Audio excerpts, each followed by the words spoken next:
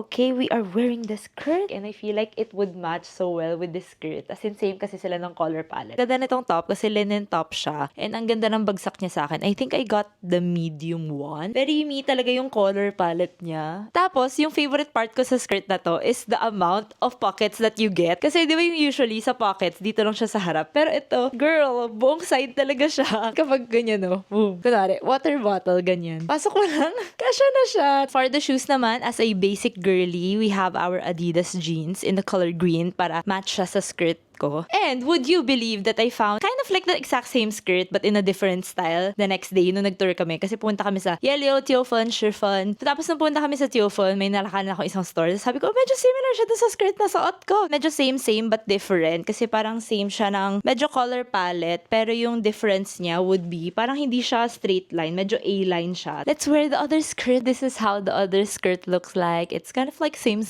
but different and I really love how it looks like. Super happy! Oh my gosh! I'm really super happy with my finds. Let me know your thoughts in the comments. If bagay ba siya? Or should I hoard more colors? Kasi nakita ko to sa store, ang dami niya ibang color options. As in, parang may yellow-blue, blue-green, ganun-ganun. Pero I just chose something na medyo mas basic and mas earth tone na very me. Para at least alam ko na mababagayan ko siya with any outfit. Let me know also if you want a Taiwan haul because I got so many items na super cute talaga siya. I'm really excited to share with you guys. And sana gusto nyo rin malaman yon. So comment kayo if gusto nyo mapanood yon. Okay, bye! Follow for more Taiwan contents!